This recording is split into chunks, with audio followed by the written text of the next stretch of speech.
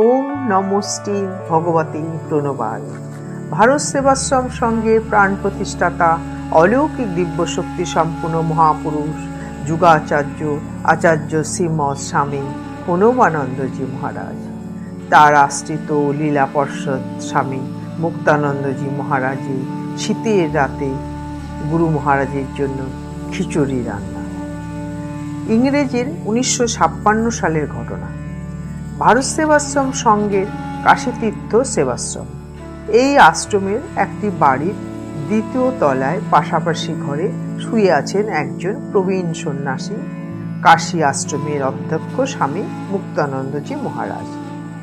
তিনি শ্রী শ্রী গুরু মহারাজের সাক্ষাৎ লীলা পার্ষদ।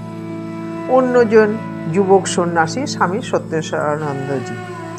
তখন পৌষ মাস, কাশীধামে প্রচণ্ড শীত। কয়েকটি মোটা কম্বল গায়ে দিয়েও স্বামী সত্যেশ্বরানন্দজির ভালো ঘুম হচ্ছিল না। রাত তখন 2টো কি 2:30। প্রবীণ সন্ন্যাসী স্বামী মুক্তানন্দজির ঘর থেকে শো শো শব্দ শুনে স্বামী সত্যেশ্বরানন্দজি স্বামীজির ঘরে গিয়ে দেখলেন যে তিনি খালি গায়ে স্টোভ জ্বালিয়ে কি যেন রান্না করছেন।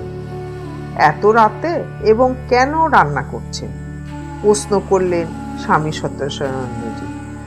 উত্তরে স্বামী মুক্তানন্দজি মহারাজ বললেন, এত শীতে ঘুমটা ভালো হচ্ছিল না, কম্বলও শীত মানে না, কিন্তু গুরু মহারাজ এত শীতে ওই একখানা পাতলা চাদর গায়ে দিয়ে কাটাতেন। এসব ভাবতে ভাবতে একটু তন্দ্রার আবেশ এসেছিল। দেখলাম সেই চাদর গায়ে দিয়ে তিনি পাশের ঘরে থেকে আমার কাছে এসে বললেন, মুক্তানন্দ, অনেক দিন তোর হাতে খাইনি, ভারী ক্ষুধা পেয়েছে, খিচুড়ি খাওয়াতে পারিস? শীতের দিনে বেশ হবে, তাই না?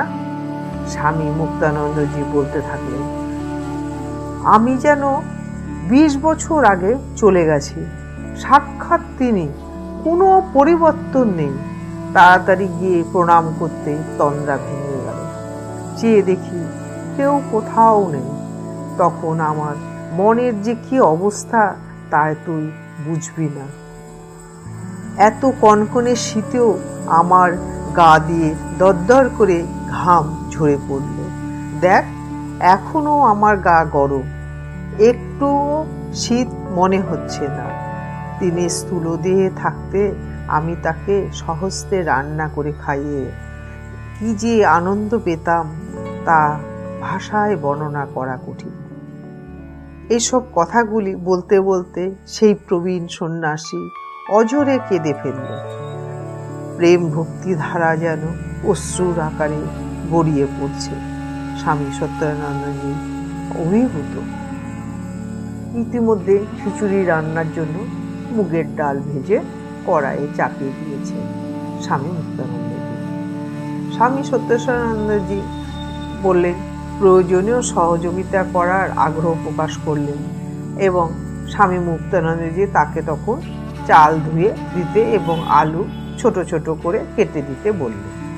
স্বামী সত্যেশ্বরানন্দজি সাথে সাথে সেই আদেশ পালন করলেন।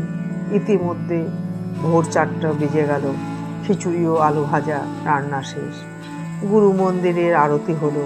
স্বামী মুক্তানন্দজি মহারাজ নিজেই ভোগ মন্দিরে গিয়ে শ্রী শ্রী গুরু মহারাজের উদ্দেশ্যে ভোগ নিবেদন করে সহস্তে সকল আশ্রমবাসীর ভিতর পরিবেশন করলেন সেই মহাপ্রসাদ।